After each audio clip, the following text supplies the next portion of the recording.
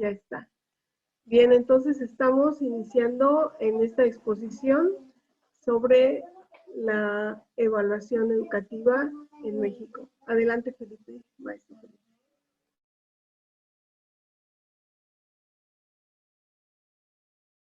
Tu micrófono, Felo.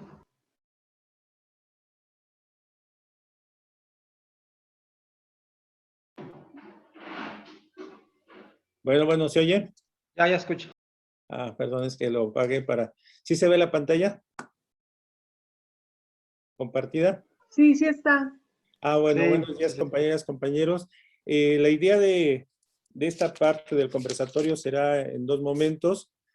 Para nosotros era importante hacer una recapitulación de cómo se ha aplicado la evaluación en tiempos del neoliberalismo en nuestro país, para ver qué tanto ha cambiado y qué tanto permanece de todo esto y cómo el Estado, a través de los diferentes gobiernos priistas y panistas, han retomado esta evaluación desde la visión neoliberal. No es una cuestión, digamos, que responda a las necesidades del país, sino cada día va obedeciendo a dictados internacionales a través de organismos ya en estos últimos años de la ODE, la Organización para la Cooperación y el Desarrollo Económico, que es la que está influyendo en toda la evaluación. Este conversatorio contempla dos aspectos. Uno, la etapa inicial de 1992 a 2010 y una segunda etapa ya con la reforma peñista, con la evaluación docente de 2012 a la actualidad, ¿no? Esta primera parte me corresponde a mí trabajarla y la segunda le corresponde al compañero Alejandro, que el día de hoy por cuestiones particulares pues no puede estar, pero él en la próxima nos hablaría de la parte complementaria, sobre todo, insistimos, la parte de la reforma, la mal llamada reforma educativa y lo que va hasta el momento de la propuesta, pues las propuestas, todavía no tenemos una propuesta educativa bien definida de la cuarta transformación, pero sí en el sentido de lo laboral sí están bien claras. Entonces ese es el objetivo de este conversatorio. Y sería importante que los compañeros que nos acompañan, compañeras, pues recordar, esto también tiene un buen de historia y recordar para sobre todo los que ya tienen más años, qué se vivió y que nos ayudaran con sus comentarios, con sus opiniones a lo largo de esto. Es muy general y por eso también requiere la participación de ustedes para enriquecer esta plática, este conversatorio en esto de la evaluación en tiempos del neoliberalismo.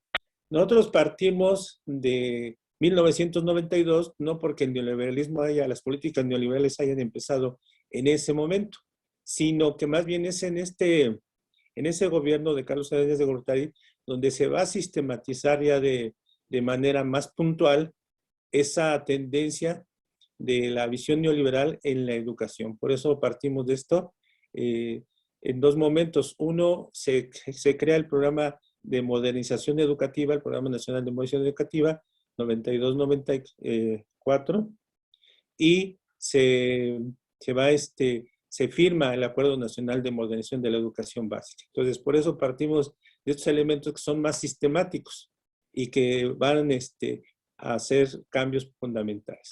Entonces, nosotros decimos que durante la etapa neoliberal, uno de cuyos dogmas siempre ha sido privatizar todo, la educación y la evaluación tendrán cambios para ajustar las necesidades del capital. O sea, no es una evaluación, no son transformaciones educativas y sobre la evaluación en función de las necesidades que tenga el país, la población, sino en función de esos mandatos que poco a poco el capital internacional, a través del AUDE sobre todo, va a ir imponiendo a nuestro país, ¿no? O sea, no responde a necesidades propias de la población, del país, del pueblo, sino a esos mandatos del capital internacional. Por eso nos parece importante y hacer este recorrido histórico.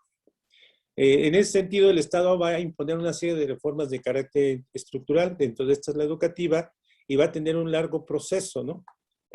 Decíamos, parte ahorita del programa de modernización educativa y del Acuerdo Nacional. Esa política educativa, en el sentido de la educación, va a ir o va a avanzar en el desmantelamiento del sistema educativo. Vamos a ver por qué razones después. Lo va a ir desmantelando y a dar la apertura a la educación privada cada vez más, ¿no? En los diferentes niveles, desde preescolar hasta educación superior, aunque donde pudieron avanzar un poco más fue en la educación superior. Dentro de estos mandatos que plantea la OCDE en lo educativo, uno de ellos es la preparación de mano de obra barata, que eufemísticamente le van a llamar mano de obra calificada, sobre todo en el terreno tecnológico. Pero ese es uno de los papeles que va a jugar la educación en nuestro país en la formación de esta mano de obra barata. Va a establecer para ello perfiles de estudiantes y docentes. El gobierno de Salinas de Gortari elaboró dos documentos en ese sentido, dos libros que hablan de los perfiles docentes y de los estudiantes. También va a ir modificando los contenidos de planes y programas de estudio y a partir de esta etapa se va a incluir la evaluación como un eje central para la educación en México. También esto va a traer cambios en las relaciones laborales y pérdida de derechos como trabajadores que somos de la educación. También tendrá ese impacto. La evaluación será el instrumento para poder medir el desempeño tanto de estudiantes como docentes. Es decir, la eficiencia del sistema educativo desde su perspectiva. Y finalmente, pues para lograr esto, México se incorpora a la organización de la OCDE para poder llevar a cabo estos mandatos, ¿no? Entonces, en México, decíamos, empieza con la modernización educativa, que es un programa nacional que abarca de 1989-94, el sexenio de Salinas de Gortari, y se plantea como contexto, así lo llaman ellos, los retos del mundo contemporáneo. ¿Qué quiere decir esto? Que el referente va a ser la globalización y la aplicación de políticas neoliberales. Ese es el punto de partida de ellos. Le llaman retos del mundo contemporáneo a ese proceso que vive el capital en esta etapa, ¿no? Y que va a implicar para la educación. Desde su perspectiva, racionalización, es decir, austeridad en el gasto público y recortes. Ese va a ser uno de los elementos desde ese tiempo y todavía hoy lo vemos, ¿no? Hoy escuchamos la austeridad republicana, pero esta etapa empezó en esos años ya de manera sistemática.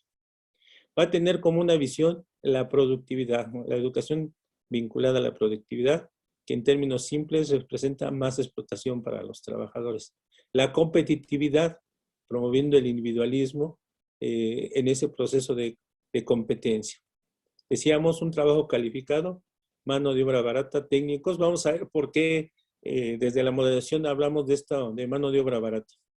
Y un proceso de descentralización que se inicia con el Acuerdo Nacional de Promoción de la Educación Básica, llamado federalización. En la educación se van a destacar varios elementos. Uno, la calidad, que es un elemento que desde ese entonces aparece ya. El trabajo, la educación para el trabajo.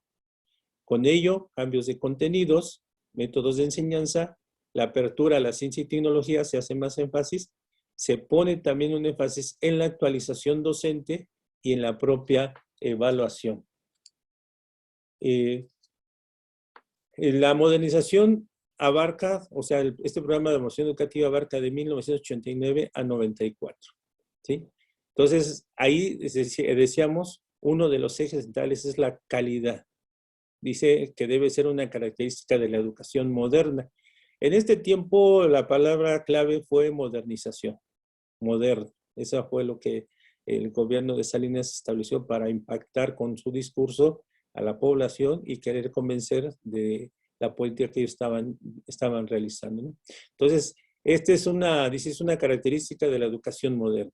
Y para lograrla, en ese tiempo, tenían que revisar contenidos, es decir, cambiar planes y programas, renovar métodos, poner énfasis en la formación de los maestros, articular los diferentes niveles educativos y vincular los procesos pedagógicos con los avances de la ciencia y la tecnología. O sea, para ellos eran los objetivos en este proceso de modernización. Ahora vamos a ver por qué hablamos de mano de obra barata. Habla en este programa de modernización educativa de tres componentes fundamentales. El inciso A le llaman el componente básico. Dice, la primaria será universal y es una etapa completa y suficiente Es decir, están viendo a la primaria en ese momento como una etapa, una formación terminal. Es decir, que si el alumno ya no puede seguir estudiando, va a tener los elementos suficientes, dice, que le permitan vivir e integrarse a la producción y, si lo desea, dice así, continuar estudiando. Pero desde ese momento se considera a la primaria como una etapa terminal por parte de los estudiantes. Es decir, pensando que ya no van a poder seguir estudiando, pues sí van a servir como mano de obra barata, porque el nivel primaria, pues qué tanto puede permitirle a los futuros trabajadores tener un ingreso pues bien remunerado. Segundo, la secundaria también se considera una etapa educativa completa y se le va a dar un énfasis en la formación para el trabajo y fíjense lo que plantea aquí desde ese entonces.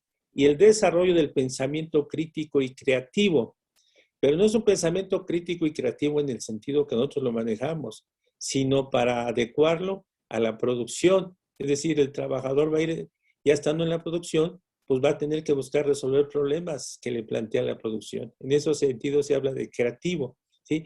De no permitir que las formas de trabajo tradicionales sigan, sino que las pueda innovar, ¿no?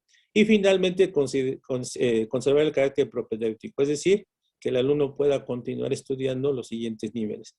Pero en este programa de emoción educativa, tanto la primaria como la secundaria se consideran terminales, es decir, completas, niveles completos. El otro componente es el innovador, que lo recarga en la educación superior. Las universidades van a ser las responsables de iniciar ese proceso tecnológico, sobre todo en la tecnología, de innovar. Y complementario, que es para la educación para adultos y la formación para el trabajo, que no la deja de lado, sino también se la plantea como una necesidad, pero insistiendo en la necesidad del trabajo. En este programa de emoción educativa se dedica un capítulo completo a la evaluación, que parte de un diagnóstico y establece cuáles van a ser sus características.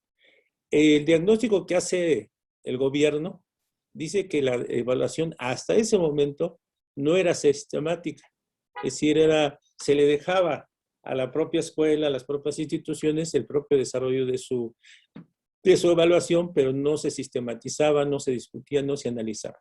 Era descriptiva en el sentido de cuántos alumnos hay en la escuela, cuántos terminaron, cuántos siguieron, etcétera, etcétera. Y por último dice, no se han aplicado de manera generalizada exámenes uniformes para conocer con precisión el nivel académico alcanzado por los alumnos, siempre todo en relación a los programas de estudio. Entonces aquí ya se plantea los exámenes generalizados, lo que nosotros después conoceríamos como exámenes estandarizados para todo el sistema educativo.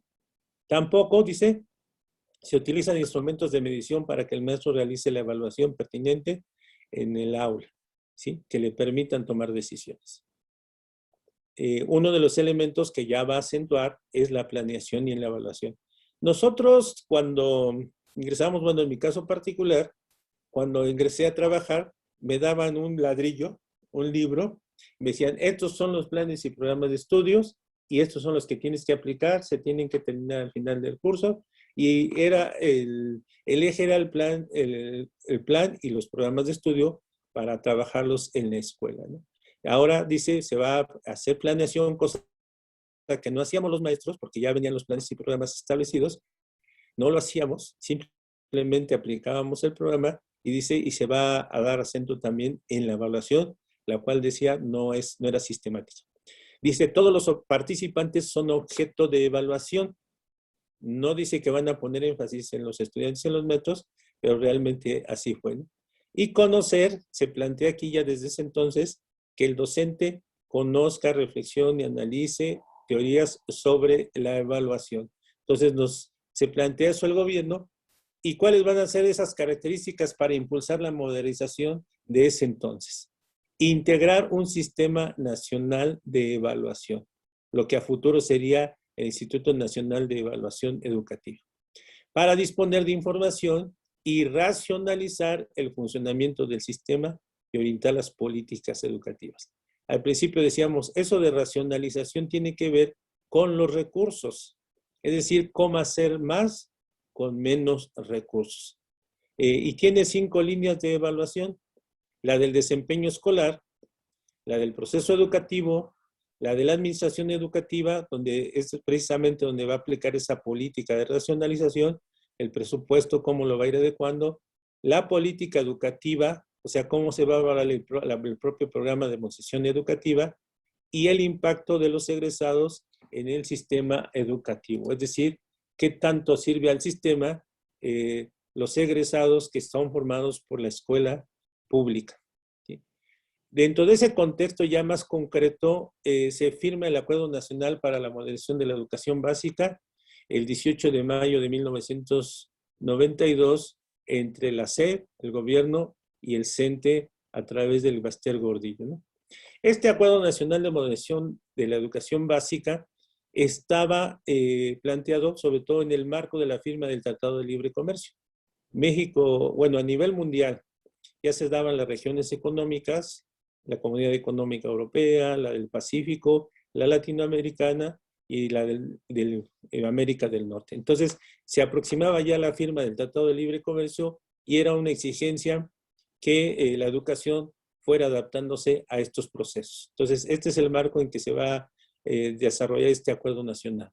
El Estado también en esa etapa, muy característica, coyuntural, el Estado busca recuperar la credibilidad, ya que hubo un fraude electoral. Salinas llegó por un fraude electoral que impidió que Cuauhtémoc Cárdenas en ese entonces ocupara la presidencia, y esa era una etapa coyuntural de ese momento, ¿no? El Estado buscaba recuperar esa credibilidad. Había como antecedente el movimiento magisterial de la primavera en el que participamos, de 1989, que se caracterizó por el aumento salarial, una lucha por aumento salarial y democracia sindical. En esa etapa la CENTE logró un reconocimiento nacional, sobre todo con respaldo popular, ¿no? De los que lo vivimos en ese entonces. Y se vivieron también recambios en el charrismo. El salinismo, el Estado trató de refuncionalizar al charrismo, ¿no? Por esa razón, Conjitud Barrios sale, es destituido y se impone a Elbester Gordillo Morales, que entonces era delegada de Gustavo Madero, que estaba vinculada con Camacho Solís y con Marcelo Ebrard. No sé si ubiquen por dónde andaba. Y se impulsó una política de concertación y cooptación en esa etapa, ¿no? ¿Cuál era el contenido de este acuerdo nacional?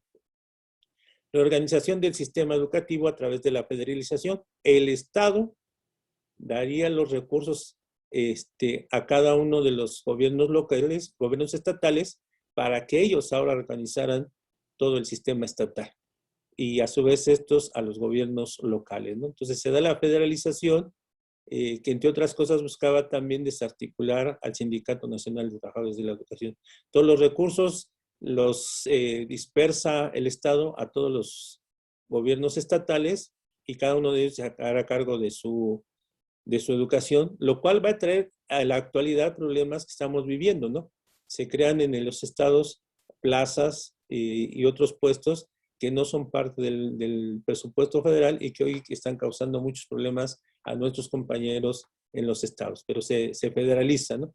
La única entidad que no queda descentralizada es el gobierno de la Ciudad de México, ¿no? Aquí nunca se entregaron los recursos al gobierno local. Recordemos que desde ese entonces Cuauhtémoc Cárdenas queda como gobernante de la ciudad, del entonces Distrito Federal, y el PRD y después Morena pues mantienen este gobierno y entonces nunca se descentraliza esta entidad. Se van a reformular los contenidos y planes y materiales educativos con nuevos planes y programas de estudio, donde una de las características que se plantea es el enfoque del constructivismo para desarrollar los conocimientos y la revalorización de la función magisterial, que tenía como objetivos, ante el deterioro salarial y la lucha magisterial, incrementar los salarios, impulsar la carrera magisterial, que es el eje de esta etapa, y el aprecio social por el magisterio, ¿no? Pero uno de los ejes fundamentales va a ser la carrera magisterial. Y esta va a ser como el inicio de la evaluación de los maestros a través de este programa, para que los maestros vayan acostumbrándose a ser evaluados En esta etapa no hubo una obligatoriedad, fue un proyecto voluntario, pero tenía como objetivo, pues, dividirnos, ¿no? Se inicia en 1993, perdón, y se caracteriza por ser una promoción horizontal. Es decir, el trabajador no tendría que inscribirse en el escalafón tradicional para ascender de puesto y incrementar su salario, sino ahora se busca que los maestros desde el aula puedan mejorar sus ingresos a través de este programa y buscando evaluar su calidad, estimular su labor y mejorar su salario. Este era el objetivo que tenía carrera magisterial, con 5 niveles de la A a la C, que van a permitir que el trabajador que participe se despegue del salario base entre un 24 y un 194%, el concepto 0,7. Es voluntaria, decíamos, e individual. Para ingresar, en ese entonces tenían que tener una plaza de base o 95 sin titular, ser normalista, aunque característica, aunque fue inicial, después ya no fue un requisito, solicitar su ingreso y aprobar un examen. Entonces aquí se inicia ya a través de esto ya la aplicación de exámenes para los docentes, en este caso como forma de estímulo, pero que va a hacer que los maestros pues, se acostumbren a que tienen que ser evaluados. La carrera magisterial tendrá un presupuesto que se incrementará cada año para nuevos ingresos y para su promoción. Estos son elementos que se dan. Hay un proceso de evaluación que considera la preparación profesional, esta carrera magisterial, y se evalúa por medio de un examen. Aquí esta es la etapa principal, este es el aspecto fundamental de la carrera magisterial, ¿no? Evaluar a los maestros a través de este examen para ver su calidad. También se valora la preparación profesional a través de cursos. En ese sentido, muchos compañeros pues empiezan una carrera por encontrar cursos que sean para carrera magisterial y les obtengan puntos. El aprovechamiento escolar a través de exámenes a los estudiantes, obviamente a los estudiantes que tienen maestros que están en carrera magisterial. El desempeño profesional a través de la planeación, el desarrollo de la misma, participación en el funcionamiento de la escuela y la interacción con la escuela y la comunidad. Aquí tenemos ya la planeación como uno de los ejes para la evaluación. Después lo ahondaremos en lo que fue la Ley General del Servicio Profesional Docente y la evaluación de ese momento, cómo estaba considerada la evaluación. Se crea un órgano local, que es el órgano de evaluación escolar, que está conformado por el Consejo Técnico, la representación sindical y el director. Esto es lo que va a hacer la carrera magisterial para poder evaluar a los maestros y meterlos en otra dinámica. En ese sentido, la carrera magisterial desde nuestro punto de vista tuvo como objetivo dividir salarialmente a los trabajadores de la educación, ya que la lucha por aumento salarial unificó a los trabajadores de la educación en todo el país, ¿no? Entonces era importante ya no tener un salario homogéneo, sino dividir esto en función del mérito que iban a realizar cada uno de los compañeros. Generó relaciones laborales individuales, es decir, cada compañero es responsable de su ingreso y de ir ascendiendo, además de someterse a las condiciones que le planteaban. Dentro de ellas, pues los compañeros después se vieron inhibidos para hacer paros porque incidía en sus ingresos. Entonces ellos ya fueron modificando su actitud ante estas situaciones. Fomentó la competencia entre los docentes y estableció una división entre maestros de primera y de segunda, ¿no? Así lo vivimos nosotros al menos en aquel entonces. Es piramidal, ya que la mayoría de los compañeros nada más pueden ingresar al nivel A y los otros niveles se van incorporando pocos compañeros, ¿no? En el nivel de ahí eran contados los compañeros que pertenecían a carrera magisterial, ¿no? También en esta carrera magisterial, si yo ascendía escalafonariamente, es decir, de 19 a 22 o a 25, a subdirector o a director, se trasladaba la carrera magisterial también a ese ascenso escalafonario, ¿no?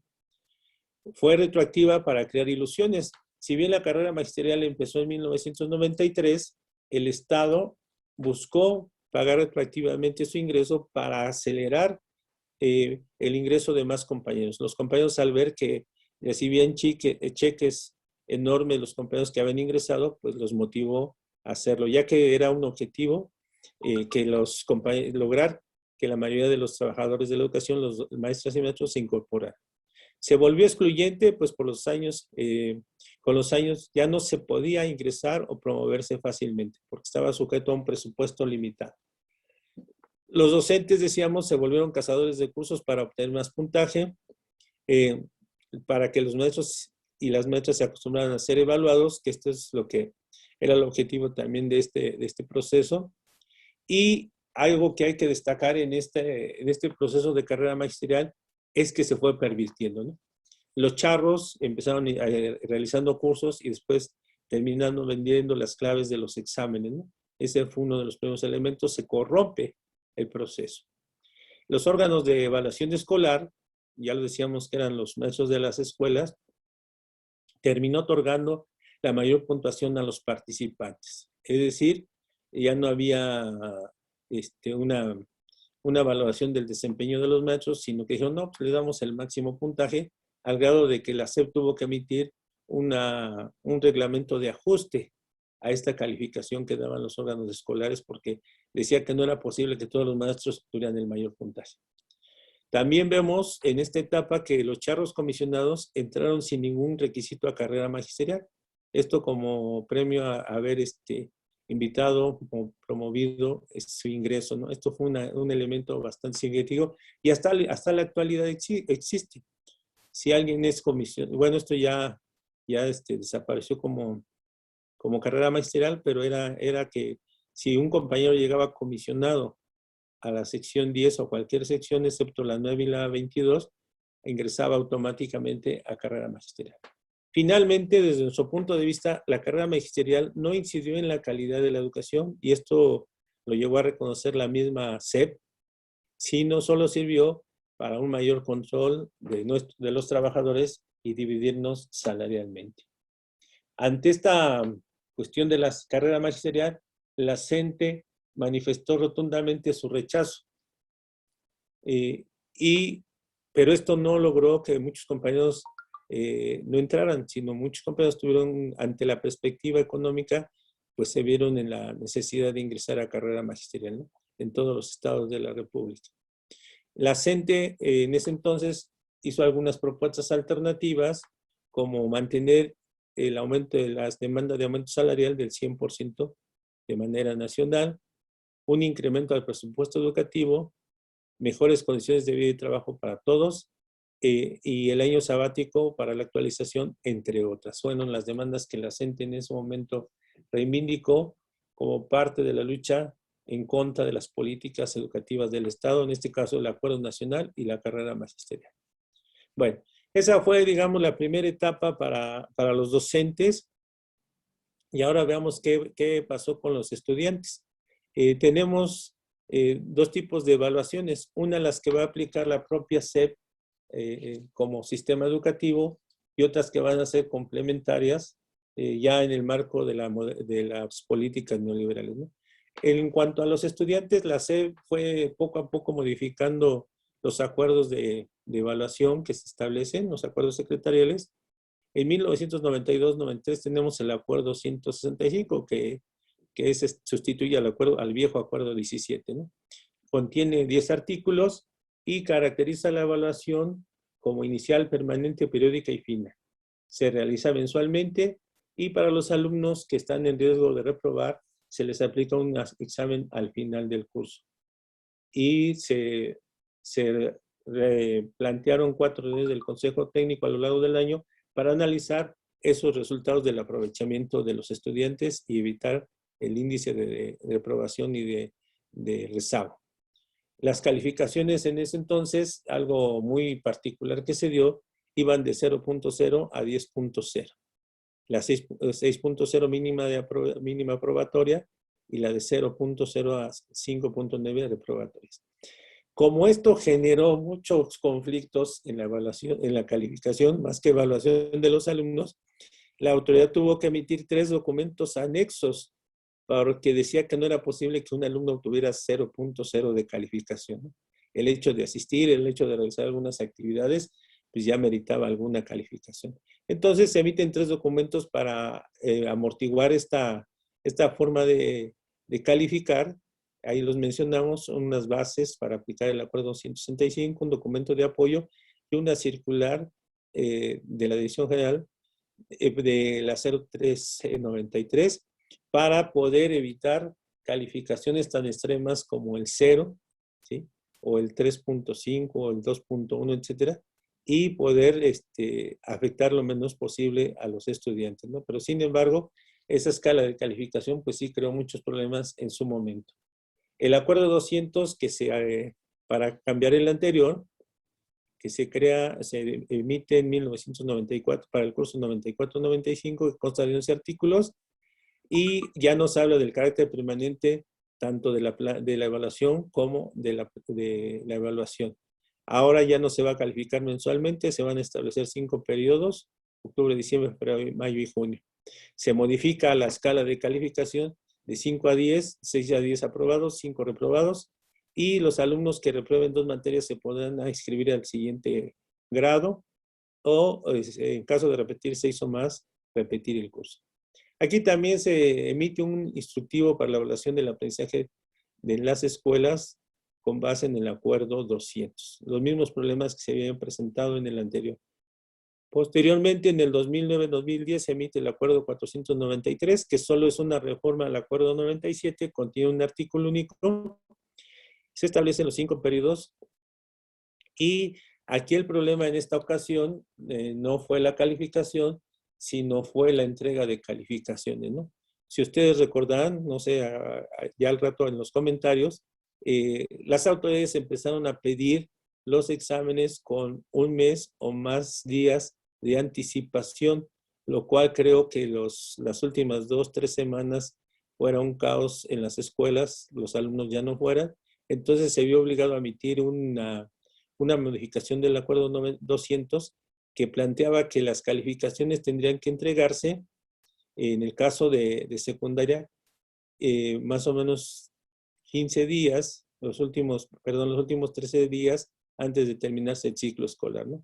Esto realmente no se dio, siempre las autoridades pidieron las calificaciones 1 mes y medio de anticipación, a veces a finales de mayo ya estaban pidiendo las calificaciones y se volvió un caos las escuelas, ¿no? Entonces, esta fue la forma en que durante estos años se aplicó la evaluación en las escuelas de educación básica, primaria y secundaria, pero que sí fueron en un momento dado muy caóticas, ¿no? Ahora, tenemos, aparte de esta forma de evaluación interna que generó la SEP, tenemos otras evaluaciones que se empezaron a realizar ya para los estudiantes, que es a través de exámenes estandarizados. El primero de ellos fue la prueba enlace, la Evaluación Nacional del Logro Académico en los Centros Escolares, que se aplicó a partir del 2006. Esta prueba contemplaba a los estudiantes de tercero a sexto de primaria y a los 3 grados de educación secundaria, evaluándose o más bien estando a evaluación áreas de matemáticas, español y otra asignatura que cada año se modificaba, ¿no? Podía ser biología, podía ser historia, etcétera, pero se iba modificando. Aunque inicialmente no surgió de esta manera, sino para los de sexto y tercero, después se generalizó para todos estos grados, ¿no? Esa fue una modificación que tuvo.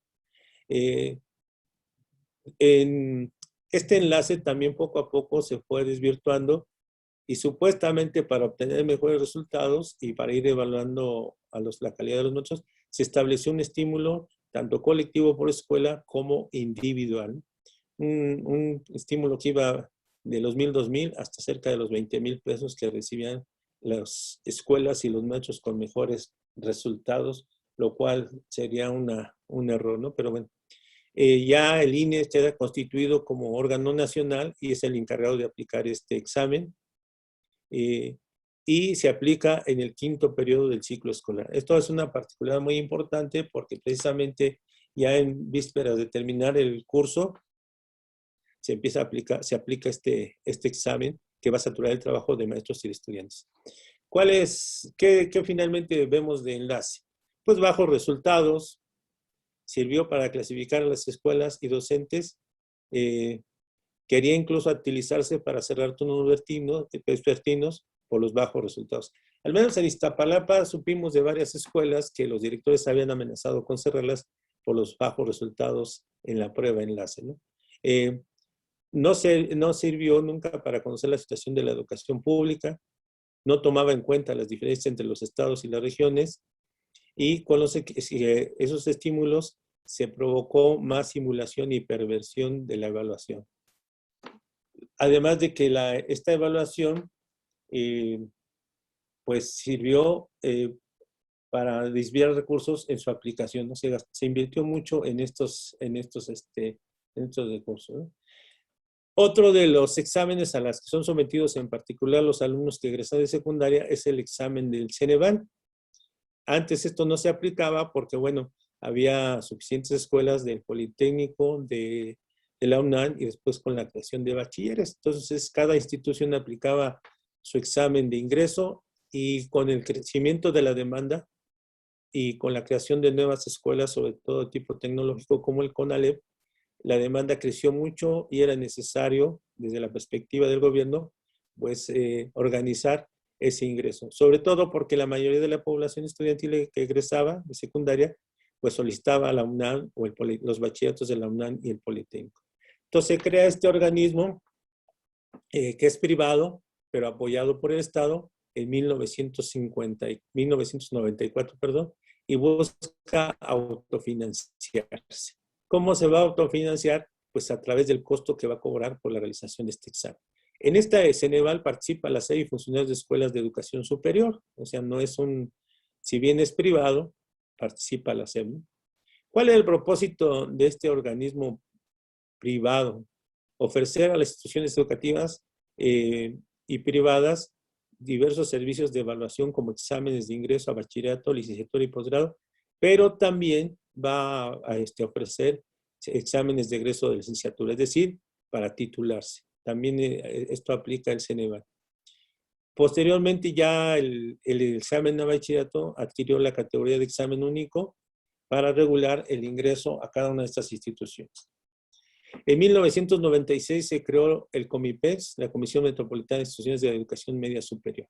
En febrero del 96 acuerdan realizar un proceso común de selección a través del Ceneval. Es a partir de este año que todos los egresados de secundaria tendrán que solicitar su ingreso al bachillerato a través de este medio, de este organismo privado. Se crea entonces para el caso de bachillerato el examen único que iba a distribuir a los estudiantes a partir de la calificación que obtuvieran en este examen. Así se planteó inicialmente, después se fue incorporando otros elementos como el promedio de secundaria y desde nuestro punto de vista también el nivel económico de los estudiantes con el objetivo de ajustar la demanda educativa. Sobre todo para dotar de estudiantes a las escuelas tecnológicas como el CONALEP, que obviamente no recibían muchos estudiantes porque pues no pretendían los jóvenes estudiar una carrera técnica sino de tipo superior, ¿no? Entonces esto le permitió al Estado distribuir también alumnos que iban a carreras técnicas y que no las solicitaban, ¿no? ¿Qué podemos decir de esta situación del Ceneval? Que el examen único que se generó fue excluyente. Se habla de 100,000 alumnos que fueron colocados en escuelas que nunca no solicitaron, ¿no? Es discriminatorio porque excluye a los estudiantes de menores recursos. Las escuelas o las instituciones educativas que participan pierden el control sobre el ingreso y el egreso. Estos datos se los queda el Ceneval y si son necesarios pues los puede pedir la escuela, pero los tiene el Ceneval. Viola la libertad de cátedra, ¿sí? Algo que nosotros analizamos en su momento es que las escuelas y parte del personal le hacían todo el trabajo administrativo a este instituto particular porque se encargaban de difundir, había que difundir la convocatoria, ayudar al llenado de los papeles, se dedicaban tiempos de las clases para repasos y simulacros, que incluso hubo instituciones particulares, y creo que todavía las hay, que hacen estos simulacros en las escuelas. Esto también generó que las familias recurrieran a cursos para la preparación de ingreso. Esto refleja que se desconfiaba de la formación que se obtenía en la escuela secundaria. Era necesario hacer un mecanismo complementario para que asegurara un lugar en las primeras opciones. También generó protestas y movilizaciones por parte de los alumnos rechazados o excluidos al no obtener un lugar en la escuela que fueron solicitando. Todavía esta situación se viene presentando porque hay una parte de estudiantes que son excluidos de las escuelas que solicitan. Hay que aclarar que la UNAM y el Politécnico dejaron de generar más centros de bachillerato, como en el caso de los CCH o las prepas, o de las vocacionales en el caso del Politécnico. Se destacaron ya los planteles, ya no hubo más construcción de estos. Y finalmente, se utilizaban los resultados como parte de la eficiencia terminal de la educación secundaria para clasificar a las escuelas. O sea, todos estos exámenes fueron sirviendo poco a poco a clasificar a las escuelas, a los estudiantes y a los maestros. Finalmente tenemos otra evaluación, esta de carácter internacional, que es PISA, que es impulsada por la OCDE. Este es un programa internacional de evaluación de estudiantes, es estandarizada y se aplica desde 1997 cada 3 años. México se incorporó a este proceso en el año 2000. Es para estudiantes de 15 años, es decir, de tercero de secundaria y primero de bachillerato. Se aplica en más de 60 países. Aquí es algo que ya la visión internacional va estableciendo orientaciones del tipo de educación que se quiere realizar, ¿no? Entonces, aquí decimos PISA evalúa competencias en 3 áreas. O sea, aquí ya la palabra competencia es muy, muy clara de lo que se pretende de los estudiantes, dice en 3 áreas: matemáticas, lectura y ciencias. Y busca conocer qué tanto los estudiantes han asimilado los conocimientos y habilidades para participar en la vida moderna, dicen ellos. Es decir, para involucrarse en el sistema productivo y ver qué tan eficientes van a ser en su desempeño laboral. Esta prueba enfatiza alguna de las 3 áreas a evaluar, ya sea matemáticas, lectura o ciencias. Comprende 7 niveles de desempeño, donde desde que no se adquirieron los conocimientos básicos hasta ya desarrollo de las capacidades más elevadas, ¿no? En el 2000 se puso énfasis en lectura, etcétera, etcétera. Ahí están los énfasis que tuvo.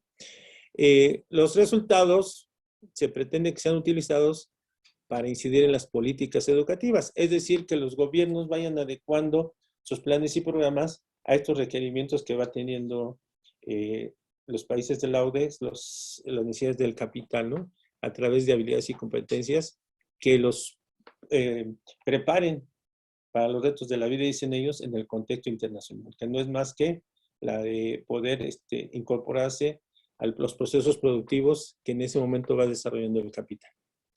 ¿Para qué no está diseñada PISA? Para evaluar los aprendizajes específicos de planes y programas y para evaluar el desempeño de los docentes con respecto a los programas de estudio. Según ellos, esto no es PISA. Sin embargo, pues sí se ha utilizado. PISA se aplicó desde que México se incorporó a la OCDE. Siempre se han obtenido bajos resultados. Es un examen estandarizado que no considera las particularidades culturales, económicas, etcétera, de cada país. Busca homogeneizar contenidos, habilidades para certificar a los estudiantes a nivel internacional. Y el gobierno mexicano, en particular los panistas, aplicaron con mucho gusto este examen y en las aulas se diseñaron actividades con base en el enfoque y contextos de PISA. Es decir, si bien no evaluaba los programas del país, sí se incorporó en los procesos de enseñanza en las escuelas. ¿Y esto qué significó? Que el Estado mexicano se subordinó a los mandatos de la OCDE en este sentido, ¿no?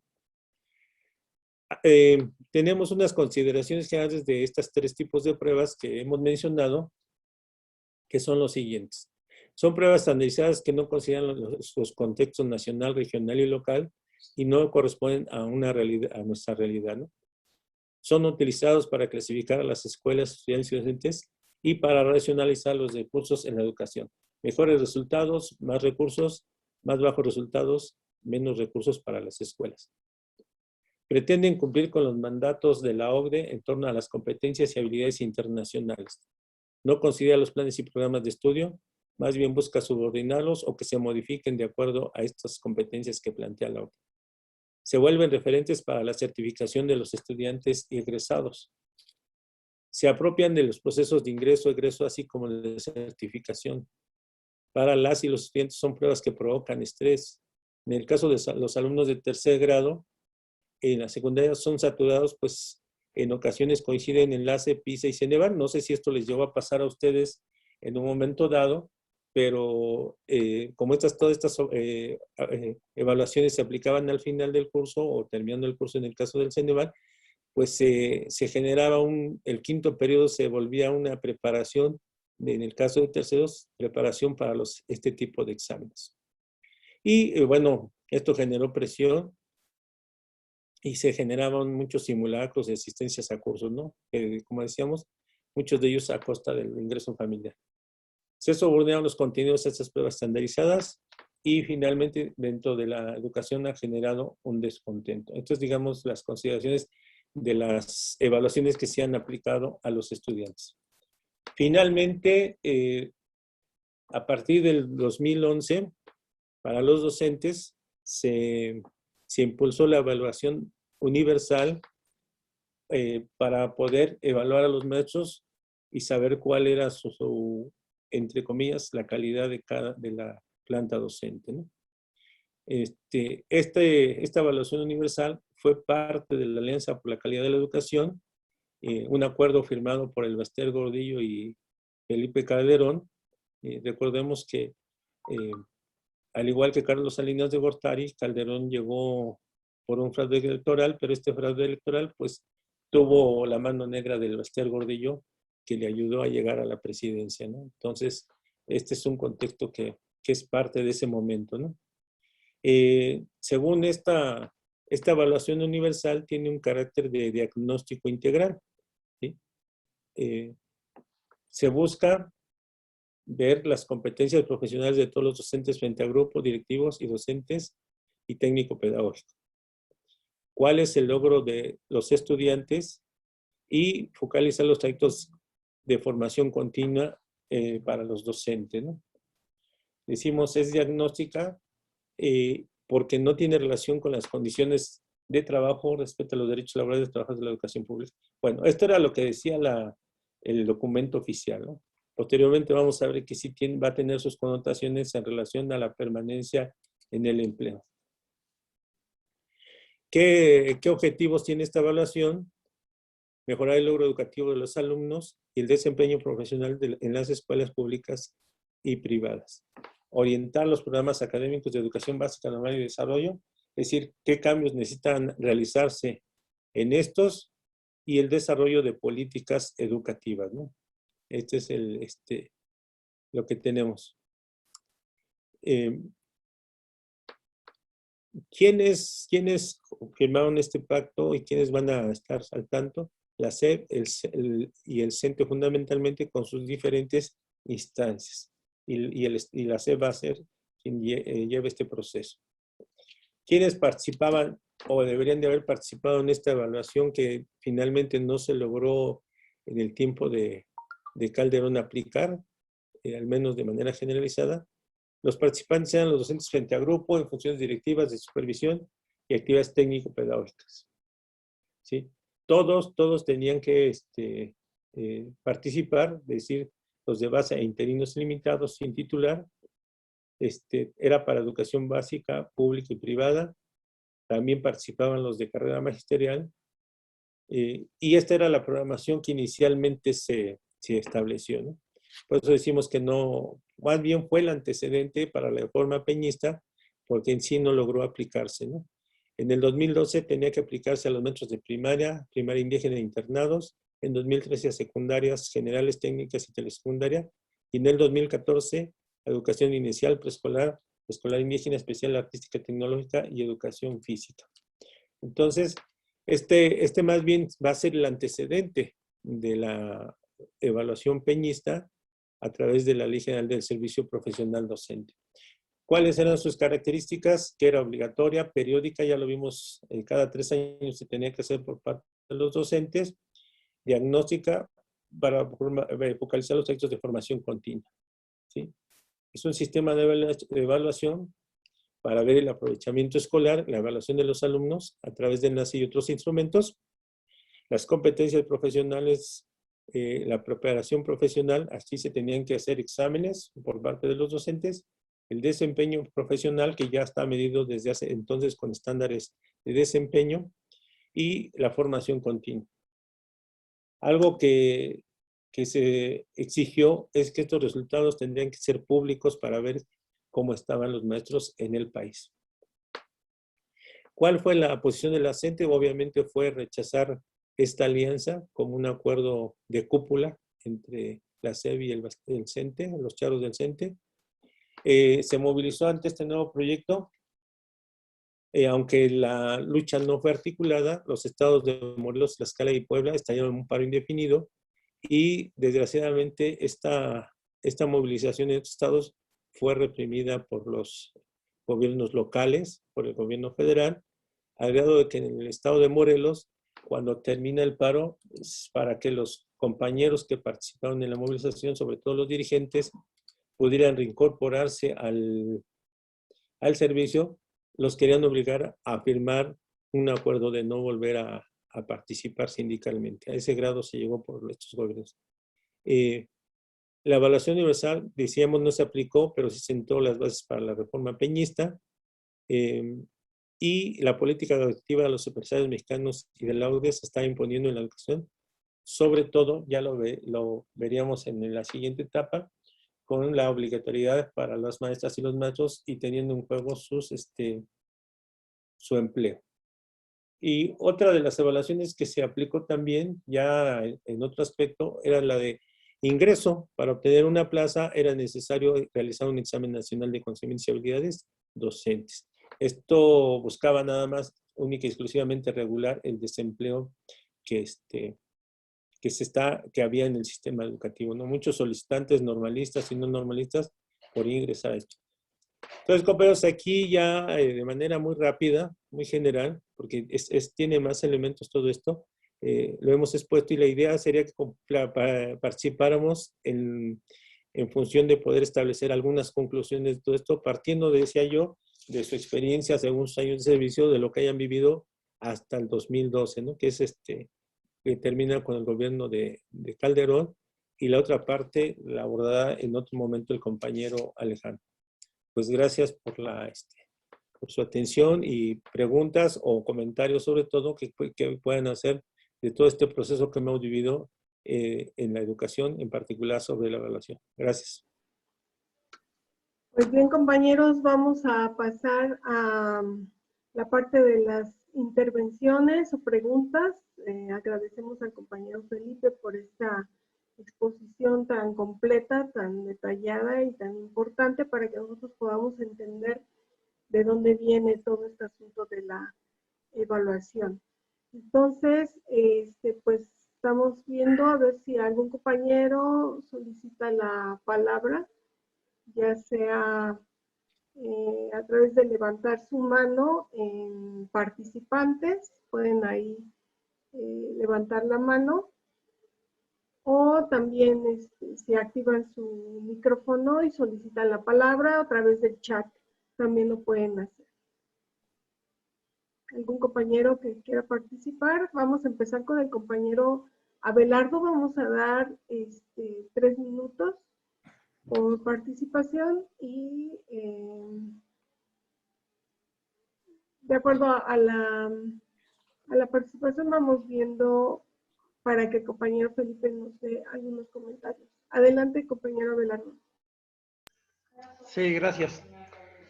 Buenas tardes a todos.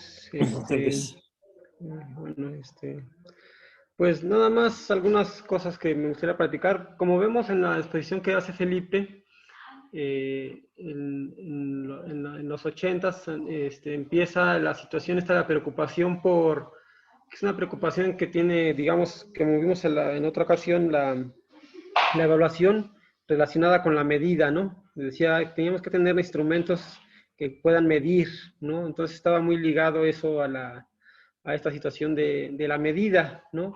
Más que a la situación de mejorar o de transformar la educación. Y ya con respecto, como fue evolucionando también el concepto de evaluación y las tendencias precisamente internacionales, desde la OCDE principalmente y el Banco Mundial, pues fueron cambiando las perspectivas. Aquí Felipe, por ejemplo, planteaba la situación esta de la mano de obra barata, de la creación de más mano de obra barata. Entonces, ahí, por ejemplo, Hugo Aboites hace no me acuerdo quién otro antes que lo tomó Aboites, una lista de necesidades del país, por ejemplo, que bueno, no del país en la sociedad, sino del país del capital, ¿no? Entonces, por ejemplo, que nada más se requiere una pequeña parte que sean profesionistas, ¿no? Ahí él hablaba que un 10% que sean profesionistas, que serían, digamos, la gente que se va a dedicar a la ciencia y la tecnología, pero que no, que no va a tener puestos altos directivos en las empresas. Por ejemplo, si es un estudio, unos compañeros hicieron un estudio de los puestos que tiene la gente que sale de la UNAM, por ejemplo, y lo más que ascienden es a mandos medios. Los mandos, por ejemplo, que dirigen las empresas y eso son a otras personas que son los mismos capitalistas y que ni siquiera estudian en México, estudian muchos en el extranjero, ¿no? Entonces, en ese sentido, pues no se requería precisamente hacer una educación para que todos entendieran de ciencia y tecnología, sino nada más unos poquitos, y pues esos los iban a ir pues extrayendo poco a poco del sistema. Eso nos lleva, entonces una parte es esta de la mano de obra barata, pero no solo, digamos, en el sentido del trabajador como obrero, sino también en el sentido de la mentalidad. O sea, íbamos a ser trabajadores como obreros, pero con la mentalidad de siempre esta del control, o sea, de decir, bueno, la aspiración a a vivir en el sistema, en el consumo. Entonces era otra de las funciones estas de la educación del Estado y por lo tanto de su evaluación, del control de los estudiantes y los profesores y de pues, ganarse las mentes, ¿no? Y por ejemplo, si revisamos los libros de texto y los programas, todavía hay muchos contenidos sexistas, discriminatorios, etcétera, ¿no? Y lo otro es ya el control en sí de como una organización vertical, burocrática, de decir, de la autoridad, ¿no? Entonces la evaluación, como decir, aquí mis chicharrones truenan y se tiene que hacer esto, ¿no? Y lo vemos bien mucho que todavía los maestros utilizamos la evaluación como un sistema de control hacia los estudiantes, ¿no? Para cincharlos y no para que potencien la educación. Y se ve muy también esta situación del control, como bien lo mencionaba Felipe, en la situación de carrera magisterial, ¿no? Entonces los profesores empiezan a competir entre ellos por un mejor salario y para poder tener más puntos, se tienen que doblegar a lo que dice el director, porque es uno de los que forma el consejo que asigna la puntuación, una parte de la puntuación. Entonces, pues tienen que doblegar las manitas hacia lo que diga el director para que puedan estos tener más puntos y sin dejar de lado la otra situación de la venta y compra de puntos que los profesores ya termino. Los profesores empiezan a ser especialistas en tener puntos en lugar de hacerse especialistas en la educación. Ahí termino porque ya se me acabó el tiempo. Gracias, Abelardo. Pasa ahora la palabra a la compañera Carmen, María del Carmen.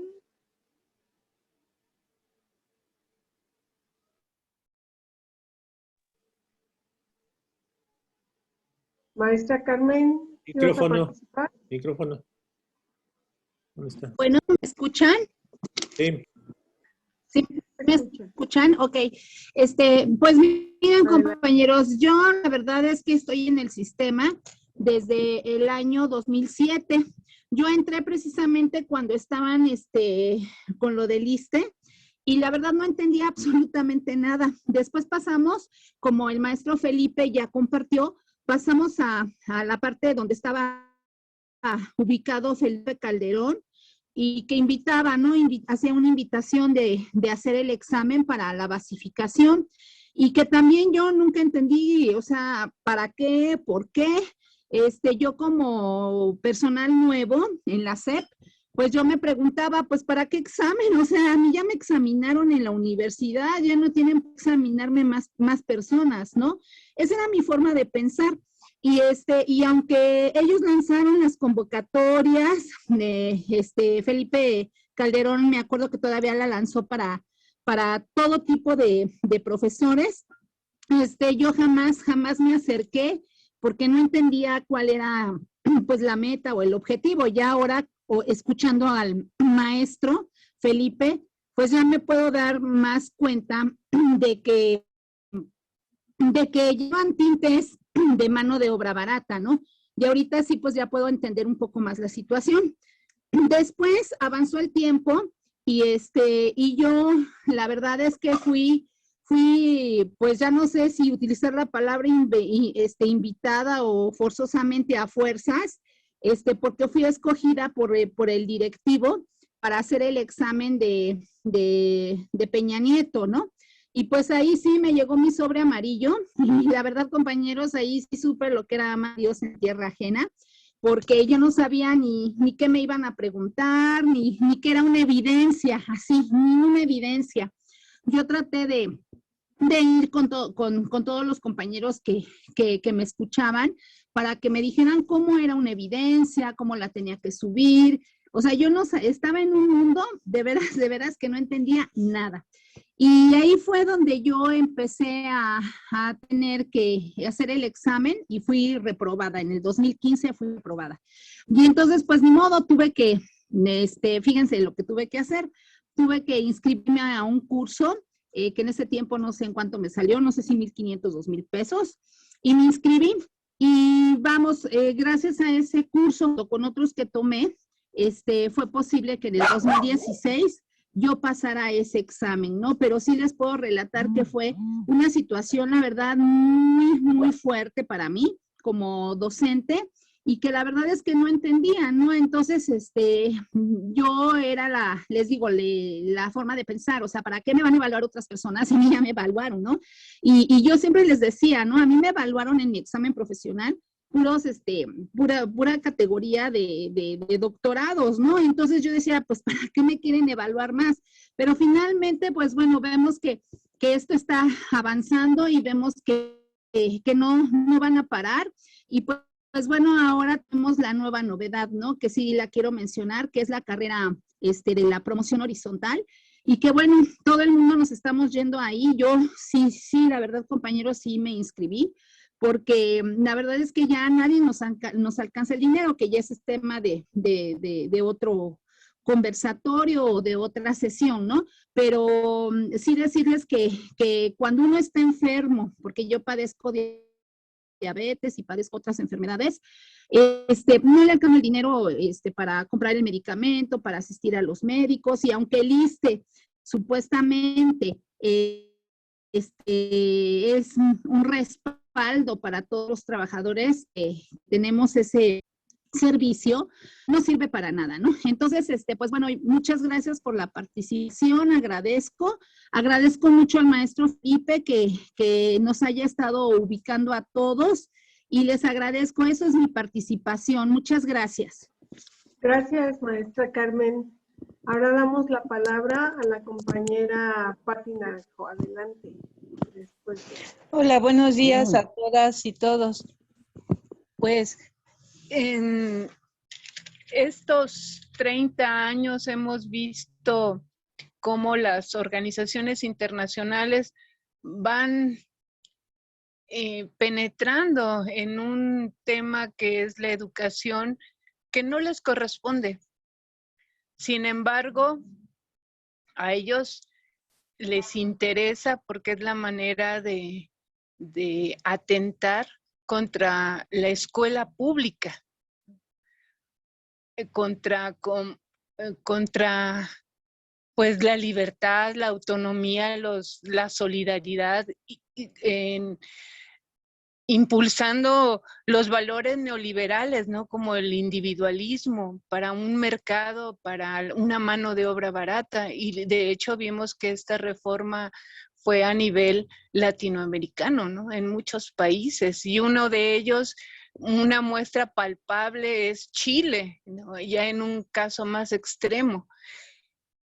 Y precisamente, pues se logra esa resistencia, pero con afectaciones en el transcurso de esas décadas, ¿no? Fuimos viendo cómo iban surgiendo modificaciones en las leyes, por ejemplo, del ISSSTE, al incremento de años de servicio, y con una inseguridad laboral desde sobre todo los que no somos normalistas. Y aún así llega a tal grado con la reforma educativa que cuando impulsa esto de la idoneidad, las plazas ni siquiera eran una plaza base, eran migajitas. O sea, como cada vez era una situación que nos complicaba en seguir estando dentro de una misma escuela, ¿no? Bueno, ha sido muy importante esta resistencia y persistencia, pero asimismo creo que nos queda una gran tarea a todos, que es seguir fomentando el trabajo de organización dentro de la misma escuela. Lo hemos visto que a veces se dan cargos sindicales, pero que tenemos que ejercerlos. Esas tareas, aunque sean chiquitas, al ser constantes, nos implica un esfuerzo para la organización. Vimos asimismo cómo el Sindicato Nacional de Trabajadores de la Educación en ningún momento respaldó a las bases. Es más, dio origen a sus escuelas patito para la profesionalización de los maestros. O sea, ¿a qué grado llegó? ¿No? Entonces, es importante que valoremos lo que está ocurriendo en este momento, impulsemos pedagogías alternativas para estar con los de nuestra clase social, con esta lucha en conjunto. Agradezco a nuestros compañeros que nos hacen toda esta muestra de esta lucha histórica y de todo lo que tendremos que enfrentar, porque al sistema capitalista solo les interesa las ideas y no son precisamente de los de la escuela pública, ¿no? Es qué es lo que una idea para vender, para seguir consumiendo. Los demás somos desechables, todos. Entonces sí es importante seguir trabajando con nuestra militancia y con las tareas y responsabilidades compartidas. Gracias. Y gracias, Pati. Bueno, me anoté y después el compañero César. En este punto de la evaluación, a mí me parece cuando dice Felipe que la educación se forma, está pues con un objetivo de formar mano de obra barata. Yo creo que un punto medular que debemos de tener siempre presentes los maestros es contestar la pregunta ¿educación para qué? Cuando nosotros hagamos primeramente esa pregunta, si es que nunca se la han hecho, hay que contestarla. Y contestarla no solamente de manera individual, sino de manera colectiva, incluyendo a más maestros, si es posible, al mismo consejo técnico en las escuelas, y en la medida también de lo posible, impulsar que esta pregunta también se la haga la propia comunidad escolar. O sea, ¿para qué queremos la educación? Y de esa manera se puedan identificar las necesidades que tiene esa comunidad en relación a lo que puede resolver a través de la educación. Y me parece que desde ahí no solamente quedarnos en ese punto, sino discutir más allá en relación a los horizontes a los que queremos llegar como sociedad, porque no es nada más, a lo mejor resuelvan que, pues quiero tener educación para tener un buen trabajo. Bueno, pero como sociedad, ¿estamos de acuerdo con la sociedad en la que vivimos? ¿Estamos de acuerdo en las condiciones en las que vivimos? ¿O estamos en la posibilidad de transformar estas condiciones? Y en ese sentido, entonces, buscar caminar hacia ese horizonte y entonces también direccionar la educación hacia ese camino. Por otro lado, bueno, en el caso de los proyectos educativos alternativos que se tienen por parte de la CENTE y de algunas otras instancias, vemos que el para qué de la educación va en dos sentidos. Uno, en el desarrollo integral de las personas, en este caso de los estudiantes, pero también hacia el desarrollo integral de las comunidades, como decimos, pues que tengan una posibilidad de generar sus propios propósitos y en ese sentido sus propios caminos, ¿no? Comentar que ha habido una lucha de resistencia hacia todas estas medidas de control, porque eso son estas evaluaciones, unas medidas de control, por parte de los trabajadores, pues en muchos países, pero es en México, es la Coordinadora Nacional de Trabajadores de la Educación la que ha tenido mejores alcances en esa lucha.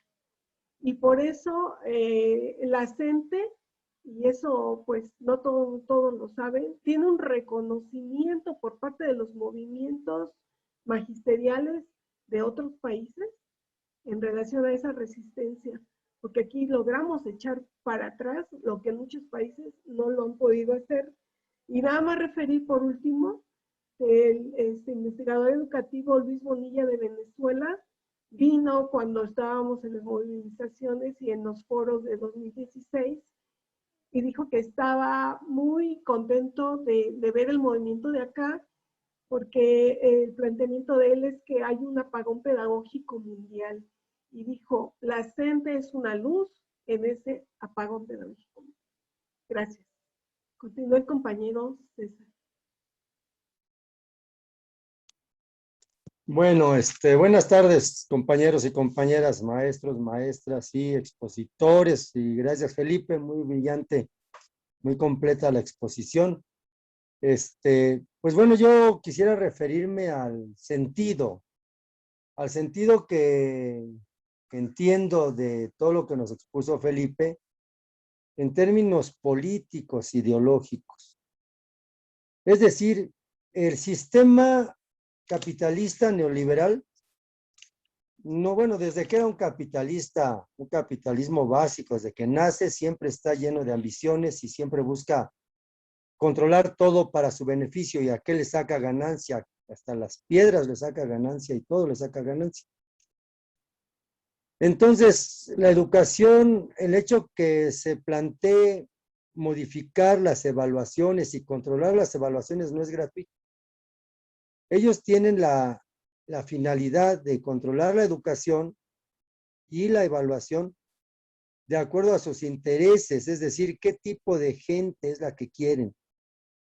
Y, por ejemplo, no sé si ustedes saben, pero en Estados Unidos no produce intelectuales. Estados Unidos importa intelectuales, importa cerebros. Ellos no producen, sus estándares de educación son muy bajos, su nivel de asignación social para la educación, de dinero para la educación es muy bajo. Producen muy poco. De aquí de México exportamos cerebros, pero a gran cantidad para Estados Unidos. Un detalle que quiero decir es que todos entendemos que la mano de obra, ya sea física o intelectual, es una materia prima que se compra, pues es una materia, se vende y se compra, pues, y genera plusvalía también. Pero hay una cuestión básica, que un intelectual que emigra es un intelectual que aquí en México recibió educación desde la primaria, secundaria, bachillerato, etcétera, y migra, y al país que lo recibe no le costó un centavo formar a ese intelectual. Perdemos a nuestros intelectuales. ¿Por qué? Por la incapacidad intencional de nuestros gobiernos títeres de no crear las fuentes de trabajo y los espacios de investigación para nuestros intelectuales. Volviendo al punto de su interés, pues sí, al sistema le interesa controlar la educación. Yo oía a Felipe y pues transitaba por todas las etapas. Igual me gusta mucho, yo incluso sugeriría a la Comisión de Educación cómo pudiera hacerse como un empalme dentro de esta explicación que hace Felipe con la exposición de hace 8 días del maestro Abelardo, en donde nos va explicando cómo la evaluación, cómo evoluciona y cómo se va dando en cada momento, en los años, cómo se cambian los estilos de evaluación, que el conductismo, que etcétera. Y esto que nos está dando Felipe, cómo empata en los años para tener una visión de referentes, cómo ellos adaptan los estilos de educación para sus fines, para tener un control ideológico, un control de mano de obra, un control de intelectuales que le interesan, un control de qué es lo que le interesa que la gente sepa. Por eso es que se centran mucho en las matemáticas y en el español y en las ciencias, como dice Felipe. Y entonces, sí, ya termino, gracias. Entonces, en ese sentido, que nos quede claro que la intención del sistema no es así como, ay, pues son bien así como malos, no, ellos tienen su interés claro de control y de beneficio de lo que quieren obtener. Y ahora con todo esto del estudio de las clases a distancia y todo eso, que tienen controlado todas las capacidades de nuestros niños y de nuestros jóvenes, ¿quiénes son los destacados? ¿Quiénes son los que van a sobresalir más? Seguramente que son sus presas, seguramente que van a estar encima de ellos, pues. Entonces, ahí es donde en realidad nosotros tenemos que evaluar al sistema como el gran enemigo sobre la educación. Sí, muchas gracias, se me acabó el tiempo.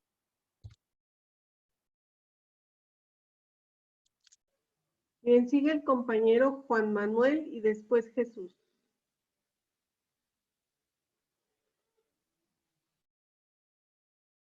Sí, bueno, sí, aquí estoy. Pues sí, ya hace algunos años, creo,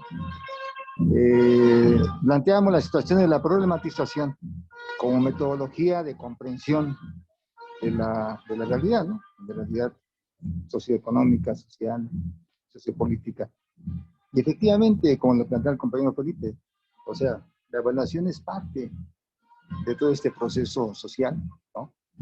Entonces, en la cuestión de la problematización, sí requerimos analizar y sí requerimos estudiar.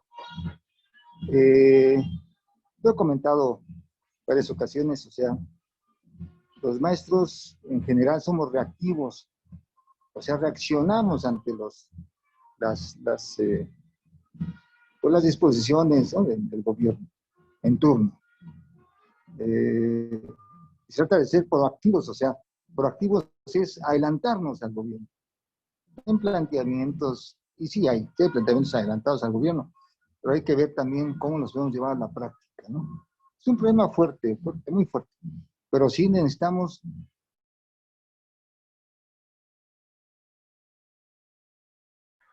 Ya no se escucha.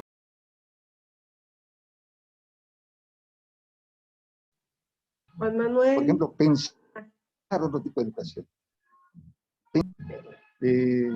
O sea, la educación comunitaria, donde la escuela abra a la comunidad. Bueno, sí. ¿Sí me escuchan? Sí, bueno. Sí, escuchamos. Sí, sí, escuchamos. Sí, gracias. Donde la escuela se abre a la comunidad. Se abra a la comunidad. Y yo pienso que necesitamos estudiar bien la educación zapatista. Aquí la tenemos en nuestro país.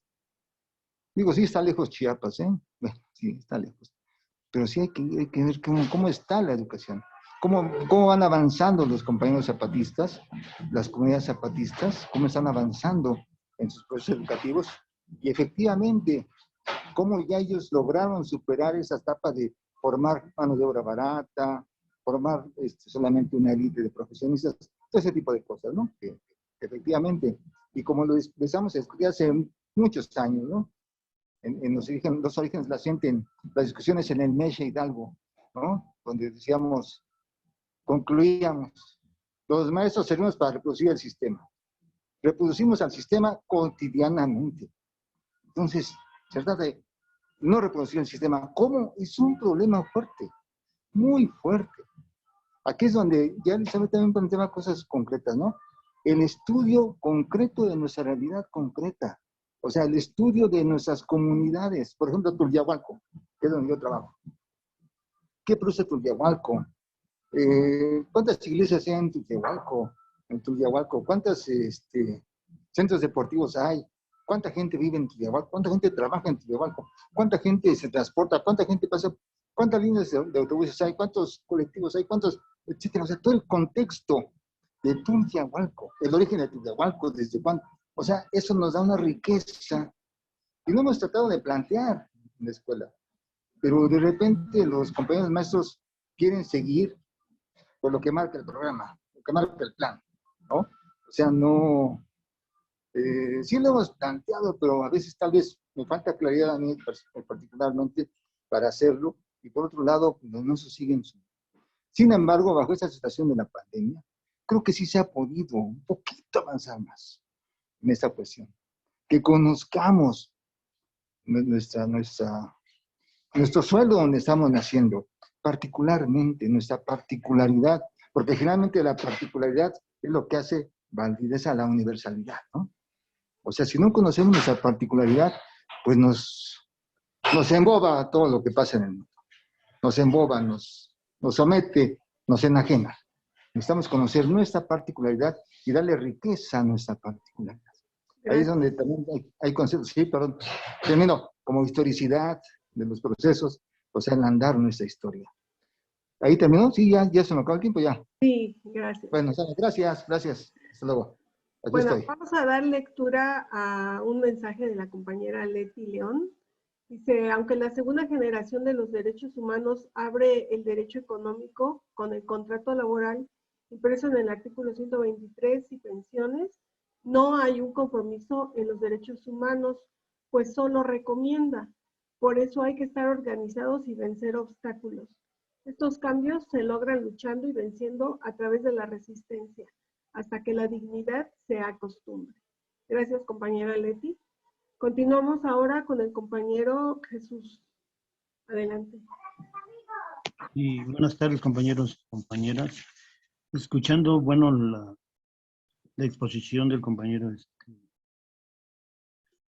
Felipe, es interesante recordar, ¿no?, ese tiempo en que estuvimos viviendo toda esa situación de la modernización.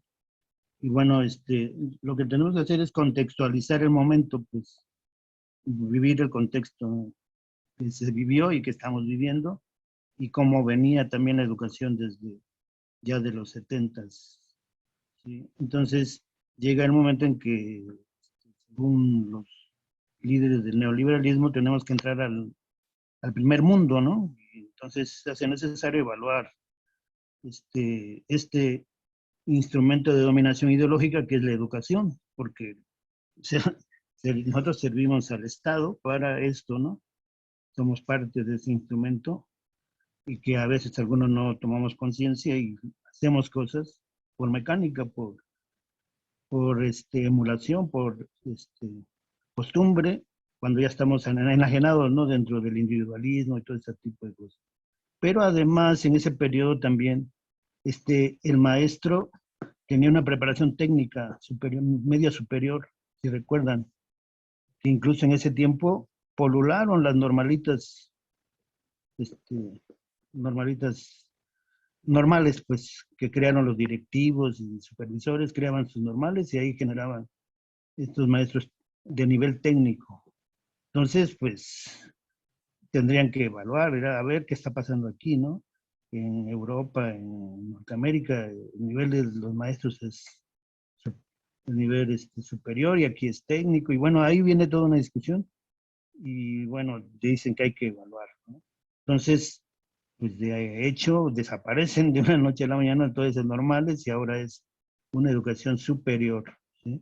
Entonces, como se dan cuenta, se está evaluando el modelo, ¿sí? Necesita otros tipos de personas, otras características, porque también necesitamos entrar al primer mundo, ¿no? Entonces, ante eso, pues el Estado necesita controlar este instrumento de dominación ideológica y por lo tanto pues, tiene que diseñar sus políticas y sus modelos, su currículum, su modelo de evaluación, que es solamente evaluar de parte de ellos hacia nosotros como maestros, evaluarnos y decir, no están haciendo bien, están haciendo mal, tienen que hacer esto, en fin. Y además hay una costumbre en el magisterio en que a mí que me digan qué voy a hacer, y yo lo hago.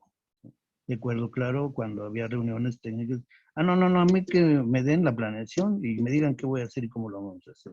Entonces, vemos que no hay una capacidad de autonomía crítica, autonomía de decisión de qué hacer y cómo hacer, qué es la educación y para qué promover la educación. Entonces, vienen a promover ahora las competencias y bueno, y esto un tanto también encaminado a la competencia entre individuos y entre los propios maestros, viene en la carrera magisterial y todo eso. Entonces, de alguna manera promueven la idea de que el individuo solo puede llegar a ser un gran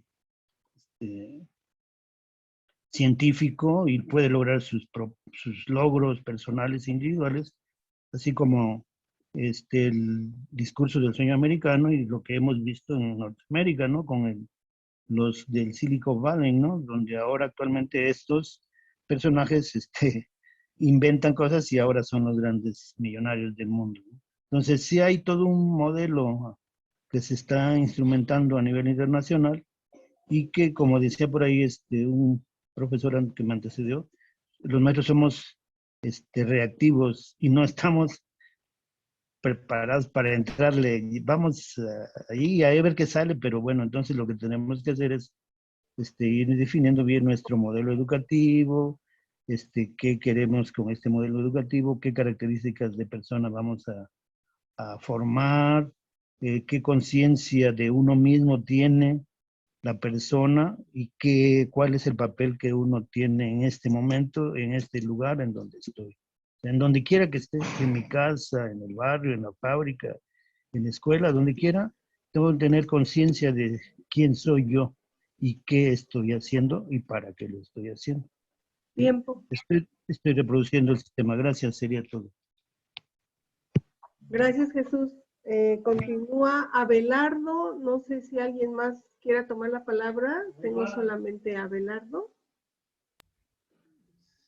Bien. Adelante. Pues, continuando con lo que estaba diciendo en la intervención pasada, esta situación de la educación, de la evaluación como control, como control y como un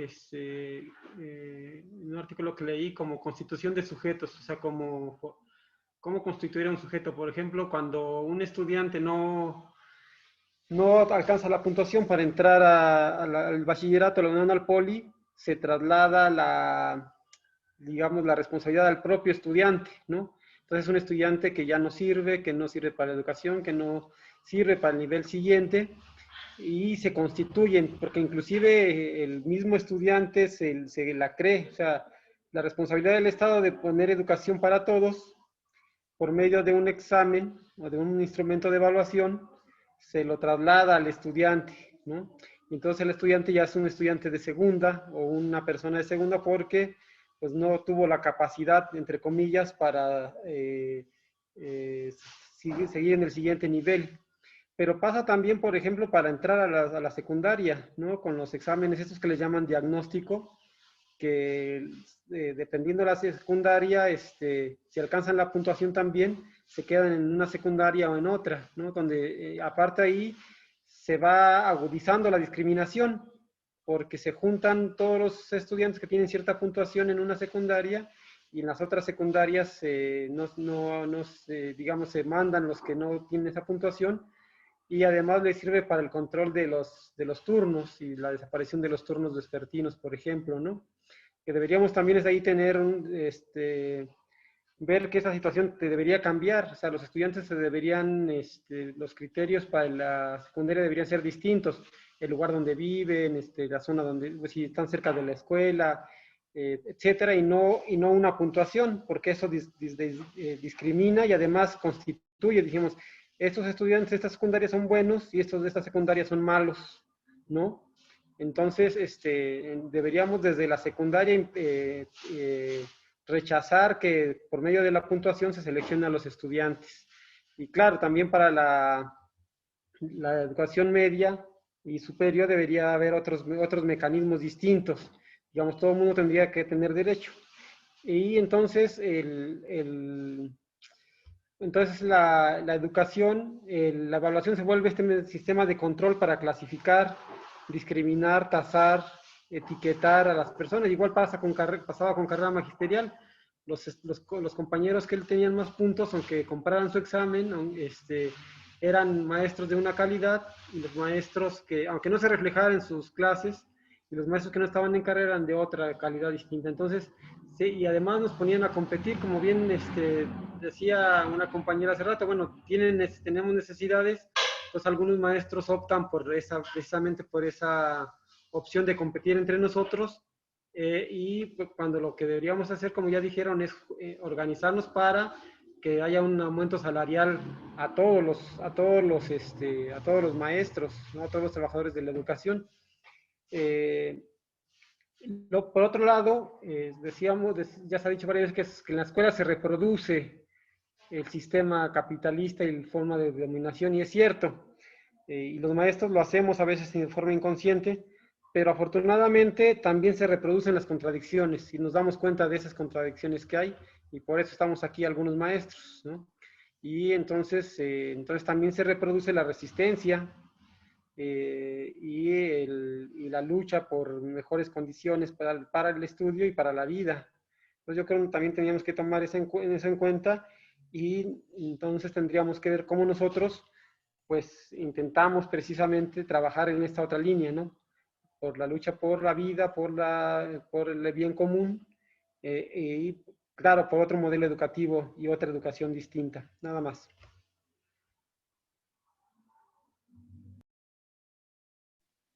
Gracias. Pues ahora damos la palabra al compañero Felipe para que nos haga comentarios al respecto de lo que ustedes han expuesto. Adelante, Felipe. Bueno, sí, como decía Abelardo sobre el artículo de Hugo Aboites, muy interesante. Dentro de este artículo también habla de cómo efervescieron muchas escuelas tecnológicas. Es decir, desde CONALEPS, universidades, etcétera, se dio prioridad a esto y ya no al impulso de la educación superior.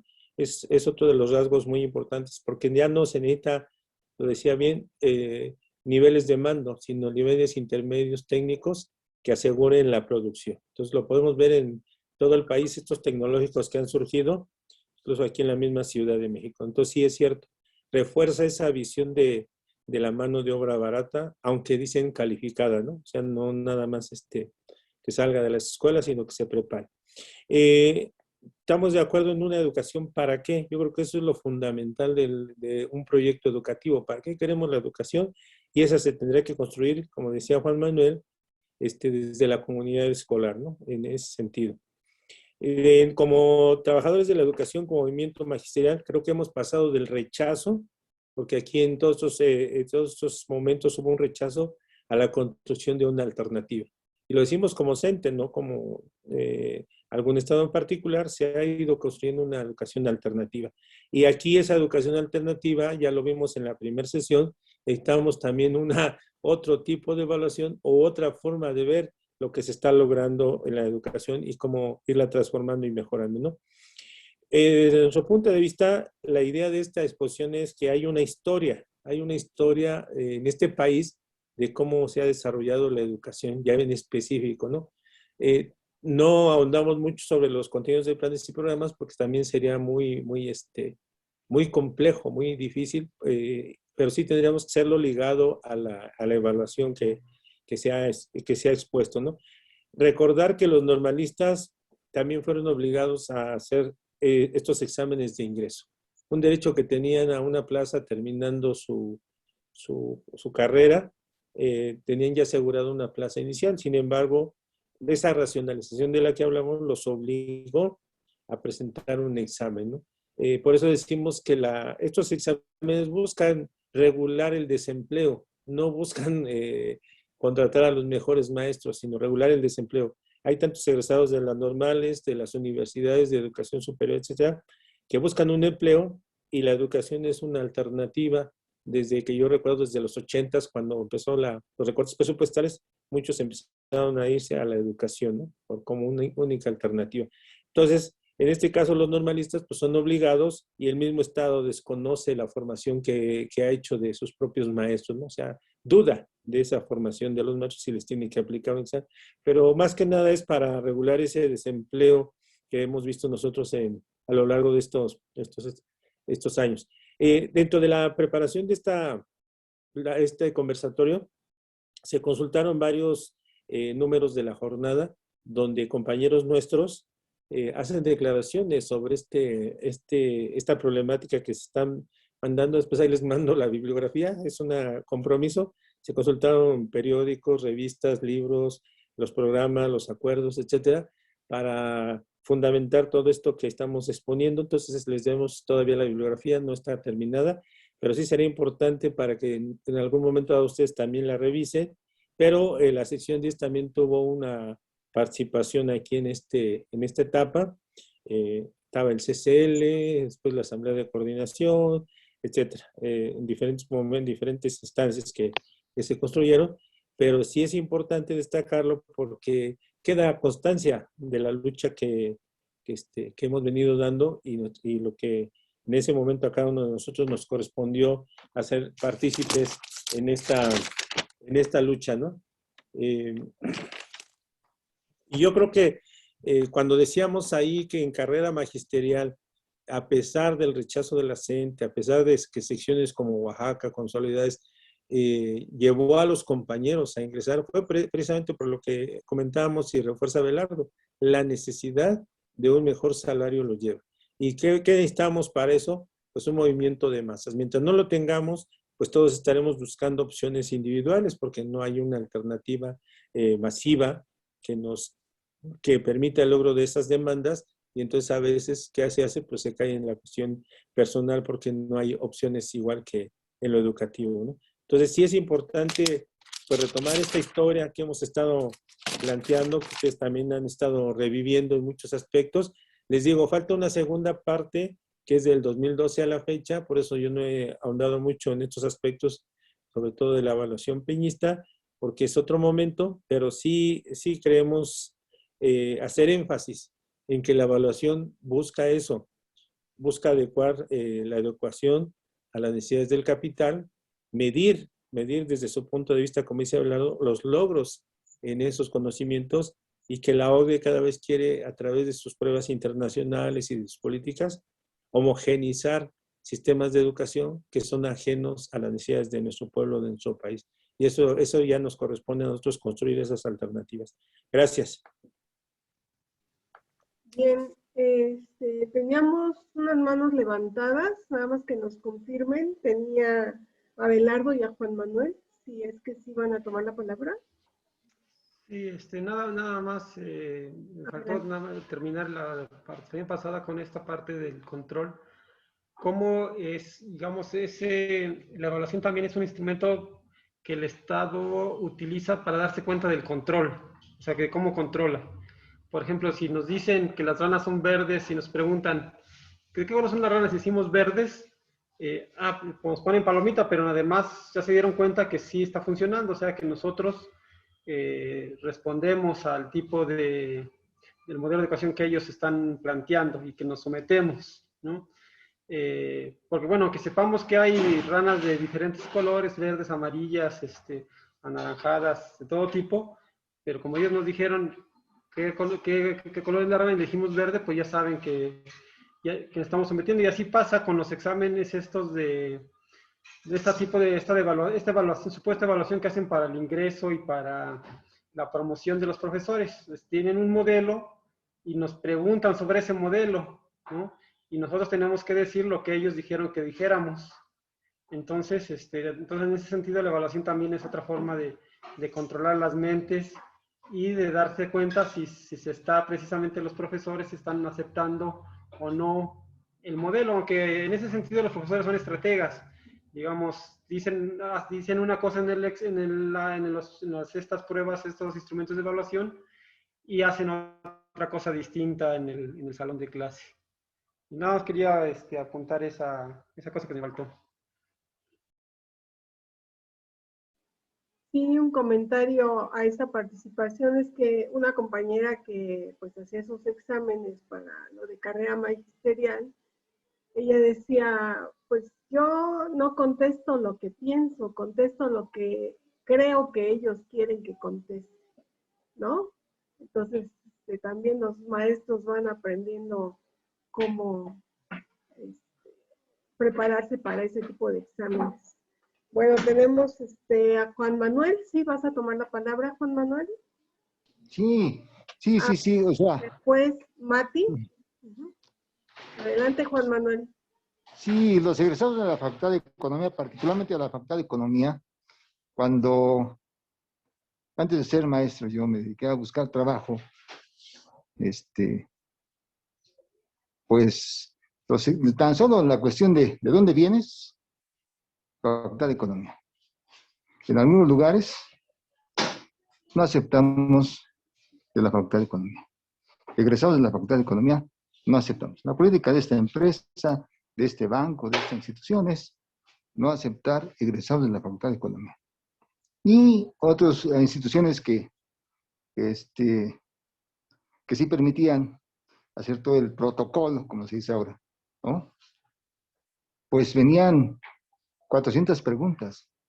Y la misma pregunta venía planteada de otra manera, en la pregunta 80 y después en la pregunta 220. Venía la misma pregunta.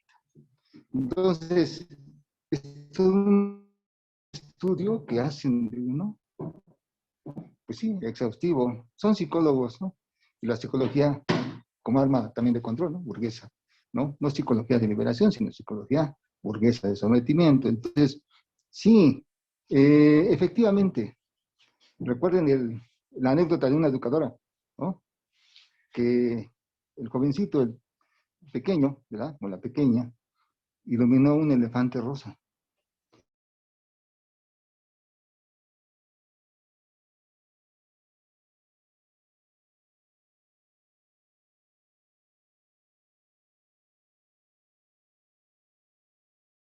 ¿Qué pasó?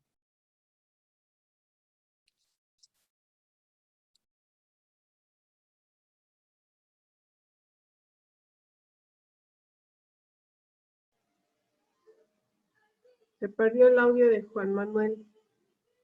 Bueno, vamos a continuar con la compañera Matilde y a ver si ahorita se recupera el audio de Juan Manuel. Sí, Liz, Felipe, muchas gracias, buenos días. Igual, aquí batallando con la tecnología, que pues he estado lamentándome que no me pude anexar a las demás, a las otras anteriores, porque ahorita es la última charla, ¿verdad, Liz? Bueno. No es la última. No, bueno, al final les vamos a platicar lo que hay en adelante. Sí, bueno, sí, Liz. Bueno, pues entonces muchas gracias y voy a seguir batallando igual con la tecnología. Gracias. Bueno, ¿alguien más quiere tomar la palabra? Bueno, en lo que entra Juan Manuel. ¿Algún comentario, Felipe? No, pues ya está dicho lo central, ¿no? Sí, bueno, en el chat también nos siguen comentando de algunos elementos, les vamos a dar lectura. Dice Julieta, de acuerdo, es un sistema de selección excluyente. prevalece la idea de quien pasa es él o la mejor.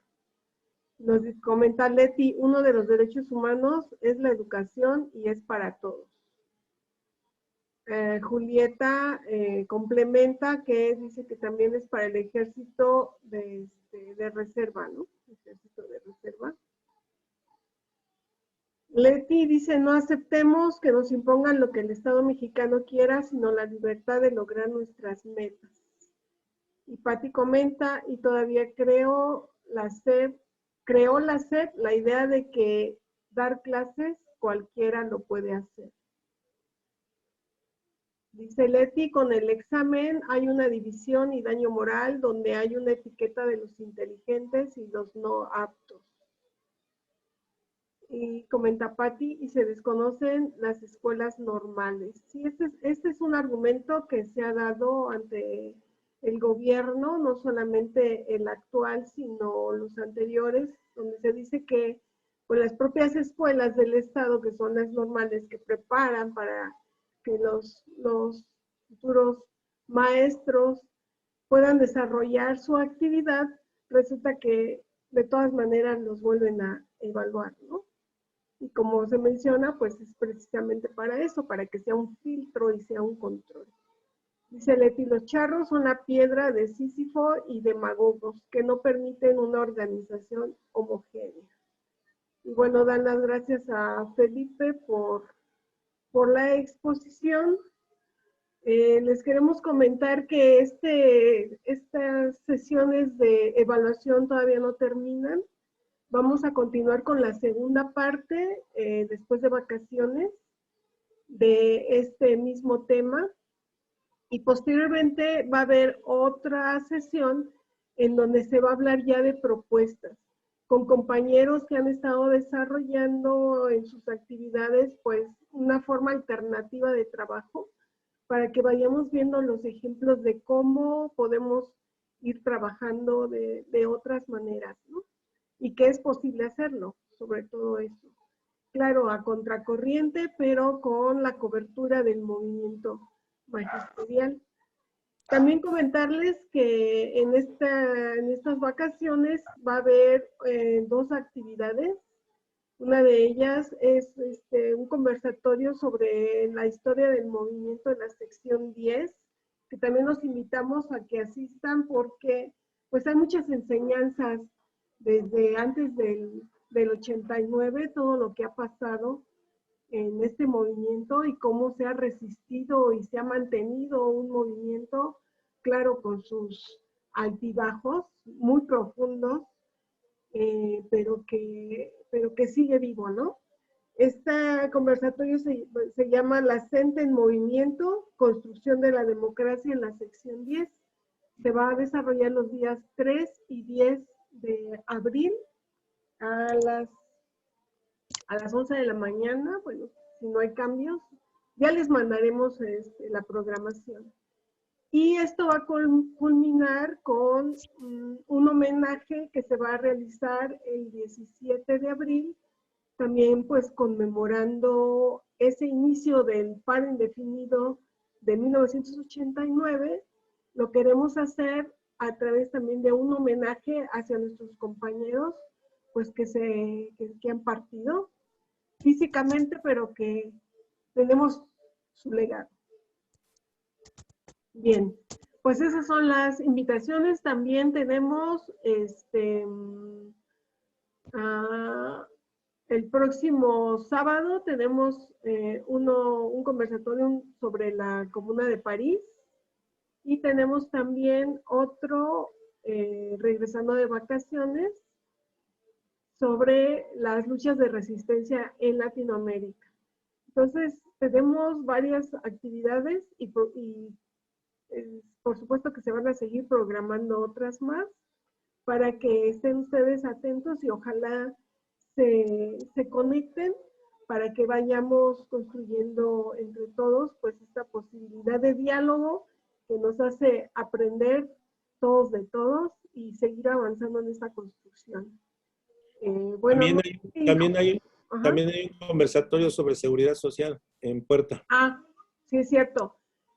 Vamos a tener uno el día 25 de marzo, sobre seguridad social en este trabajo que se está desarrollando de brigadeo virtual. La Comisión de Gestión y los compañeros también de la Comisión de Jubilados organizaron este tema que ya también estaba siendo solicitado por compañeros. Entonces, en esta semana lo vamos a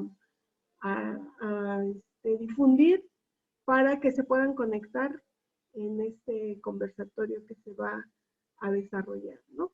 Sobre seguridad social, que es muy importante para que sepan sobre sus derechos que tienen ante el ISSSTE. Eso es de lo que se trata, ¿no? Pues sería todo. No sé si Juan Manuel quiera terminar su comentario. Ya regresó por acá. Ya sí, así lo dejamos, realmente. Bueno, sí, el Ya se me ha compañero. planteado otras veces. Gracias. Gracias. En cuanto a la pregunta que acaban de hacer en el chat, sí, el compañero Felipe va a compartirnos la bibliografía. La vamos a subir a los chats y también los vamos a subir a los correos para que los compañeros que se enteran de estas actividades a través de esos medios lo puedan obtener. Pues les agradecemos su asistencia, su participación y los esperamos en las próximas. Hasta luego. Hasta luego, Faltó que lo estén bien. del día lunes, camaradas, de la pedagogía por proyectos.